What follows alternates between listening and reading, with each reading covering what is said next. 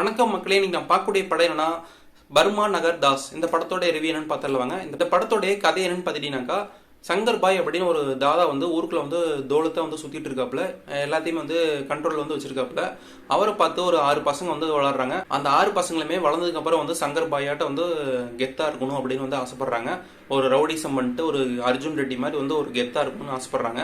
அந்த 6 பசங்களுமே வளர்ந்ததுக்கு அப்புறம் அந்த ஒரு பிரச்சனையில ஒரு தகராறுல வந்து அந்த சங்கரை வந்து கொண்டுடுறாங்க.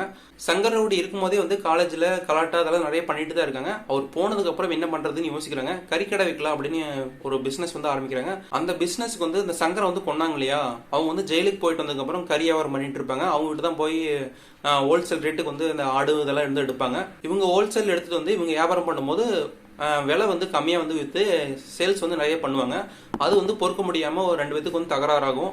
அப்போ தகராறாகும் போது வந்து 2 பேத்துக்கு ஒரு மோதல் ஏற்படுது. அந்த மோதலுக்கு அப்புறம் இவங்களுக்குள்ள என்ன சலசலப்பு நடந்தது, என்ன மாதிரி பிரச்சனைகளை வந்து சந்திச்சாங்க அப்படிங்கிறது தான் படத்தோடைய ஸ்டோரி. இந்த படத்தோடைய மெயின் கான்செப்ட் என்ன, தண்ணி, சிகரெட்டு, கஞ்சா, ரவுடிசம், பாம்பு போடுறது, இதெல்லாம் வந்து காமிச்சிட்டே இருப்பாங்க படத்தில். மெயினான லவ் போர்ஷன்ஸ்லாம் இருக்குது. அதெல்லாம் எதுக்குன்னு அப்படின்னு தெரியல. படம் வந்து ஒரு வடச்சென்னை பாணியில் வந்து ரகலை, அடித்தடி, சண்டை இது அப்படியே காமிச்சிட்டே இருப்பாங்க. ஒரு சிலருக்கு வந்து இந்த படம் வந்து பிடிக்கலாம், ஒரு சிலருக்கு வந்து பிடிக்காமையும் போகலாம்.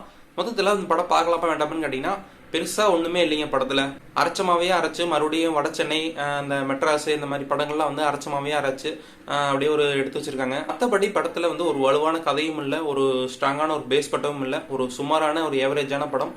உங்களுக்கு விருப்பம் இருந்தால் பாருங்கள். அந்த வீடியோ பிடிச்சிருந்தா லைக் பண்ணுங்கள், ஷேர் பண்ணுங்கள், கமெண்ட் பண்ணுங்கள். நெக்ஸ்ட் டே சந்திக்கிற எல்லாத்துக்கும் பாய்.